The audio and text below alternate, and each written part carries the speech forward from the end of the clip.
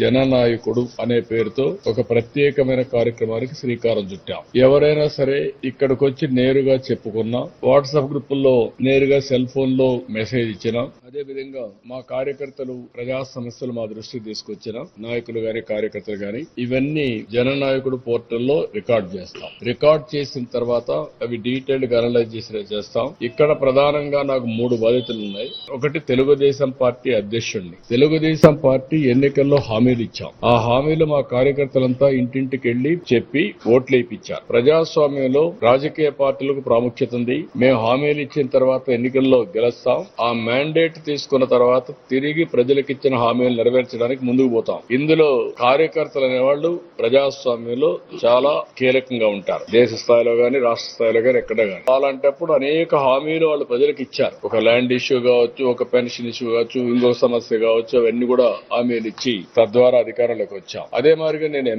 ఎమ్మెల్యేగా ఉన్నప్పుడు నాకు ఒక ప్రత్యేకమైన బాధ్యత ఈ నియోజకవర్గం పైన ఉంటుంది. నేను కాన్స్టిట్యూన్సీ నర్చర్ చేయాలి. 8వ నేను నిలబడ్డానికి గెలిపించారు. కంటిన్యూగా 8 సార్లు గెలిపించారు. అలాంటప్పుడు ఈ కాన్స్టిట్యూన్సీకి నేను చేయాల్సిన బాధ్యత నా మీద ఉంటుంది. అది ఒక పక్కన. 3వది, నేను ముఖ్యమంత్రి అయినప్పుడు ఎక్స్పెక్టేషన్ కూడా ఎక్కువ ఉంటాయి. ఏవైతే ప్రభుత్వ పాలసీల ద్వారా మేము ఇచ్చిన హామీలు నెరవేర్చుకుంటూ తద్వారా ప్రజలకు న్యాయం చేయాల్సిన బాధ్యత, ఒక గుడ్ గవర్నెన్స్ ఇవ్వాల్సిన బాధ్యత నా పైన ఉంటుంది. ఈ 3 బాధ్యతలను నెరవేర్చాలంటే సమర్థవంతంగా ఇక్కడ జననాయకుడనే పోర్టల్ నేను ఎమ్మెల్యేగా ఇక్కడ పెట్టుకున్నాను. నా పిఏ ఉంటాడు. ఒక పక్క మా రాజకీయ నాయకులు కూడా ఉంటారు. ఇంకో పక్క గవర్నమెంట్ కాడా ఉంటుంది. ఏవైతే జెన్యున్ ప్రాబ్లమ్స్ అన్ని పరిష్కారం చేయడానికి పీజీఆర్ఎస్ ఆ పోర్టల్కి వెళ్ళిపోతాయి. నాకు రియల్ టైమ్ గవర్నెన్స్ ఇంటిగ్రేట్ అవుతుంది. అందరికీ స్టాండర్డ్స్ ఫిక్స్ చేస్తున్నాం.